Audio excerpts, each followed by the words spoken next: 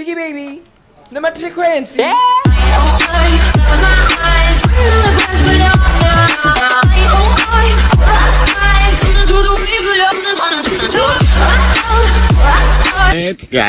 Hey Mzansi, and welcome to Mzansi Scenes. So celebrities are everyday people just like me and you, and sometimes they make mistakes, but those mistakes can cost people their lives. In this video, we have a look at celebrities who accidentally took people's lives. At number 1, we have Manaka RANAKA. Actress Manaka broke her silence about the trauma and pain she felt after accidentally taking the life of a teenage girl.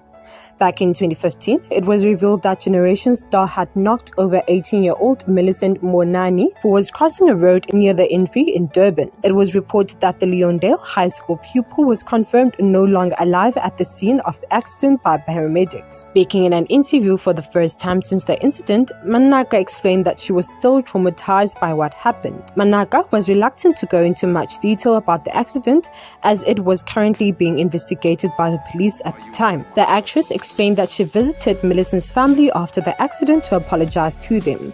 She added that even though they were still distraught by the loss of their loved one, they had forgiven her. Manaka said, "I apologized to the family and was forgiven. There's no animosity in that family. Those are human beings and they understood it was an accident." Manaka added that she is still haunted by the incident. She said, "I keep seeing Millicent and it's hard in my life right now.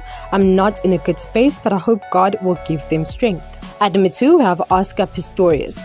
On Valentine's Day in 2013, the world was shocked when it woke up to the news that South African Paralympian Oscar had taken the life of his girlfriend Reeva Steenkamp. 2 years later, Pistorius was sentenced to life, but South Africa's Supreme Court later overturned that ruling. He would be sentenced to 5 years and would serve at Kgosimampo Prison in Pretoria. In October 2015, he was released after spending just a year in jail and was ordered to serve the rest of his sentence under house arrest at his uncle Arnold's home in Pretoria. However, 2 months later, he was found guilty and sentenced to 6 years behind bars, this time in the hospital wing. In October 2016, he was moved to Atteridgeville Prison, which is known for being a higher quality facility. The following November, his sentence was changed again.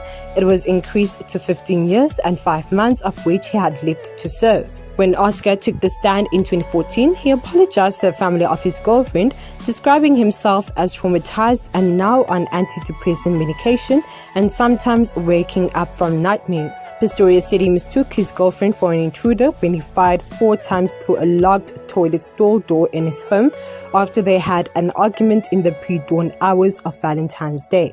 At number 3, we have Judith. Since serving 4 years of his sentence for taking the lives of 4 children and leaving 2 injured in Soweto while drag racing with co-accused TSHABALALA in 2010, rapper and TV presenter Molemo Judith found a way to compensate the families affected. As he vowed to turn his life around, Judith hit the studio and remade his classic hit TOKOLLO, which featured some of Mzansi's greatest artists, and all profits made from the song would go to the families of the children who were affected or lost their lives during his drag racing incident. After finally finding it within himself to face what happened in 2010, an emotional and nervous Judith said he never thought the day would come where he'd be talking to media about the drag racing incident. He said, "To tell you the truth, it was the most scariest thing because I really didn't think it was going to happen. I never thought a day would come where I'd be ready to boldly speak about the ordeal."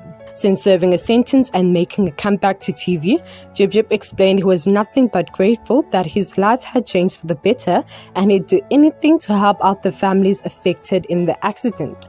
He said, "I'm only grateful to God that I was able to live out those 10 years, to be able to get here where I would want to do something genuinely from the bottom of my heart. You can't buy a family, you can't manipulate situations. There's nothing that I can do to erase what had happened." He then explained that he wanted all profits to go to the families, saying, "I know that some of the families would do with a little bit of help financially, simply because I know that when the ordeal happened, those kids were studying and those kids were going to be breadwinners." Judith and Tamba were drag racing under the influence on a public road near a school in Soweto. They were both sentenced to 25 years. However, their sentences were reduced from 25 years to 10 years starting from 2012. In January 2017, they were both released on parole after serving 4 years. At number 4, we have Judith SEPHUMA. Judith sat down in an interview and spoke about the fatal crash that ended up taking the life of a 91-year-old woman.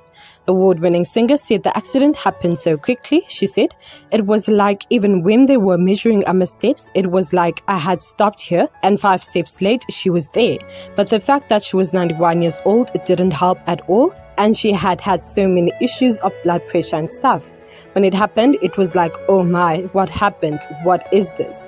And I just started praying. I remember praying for her as she was laying there, and I realized that people were standing around me, looking and saying, "Good Judith SEPHUMA," and that's what broke me. She said she ran to the nearest clinic to get help and was with the woman the whole time.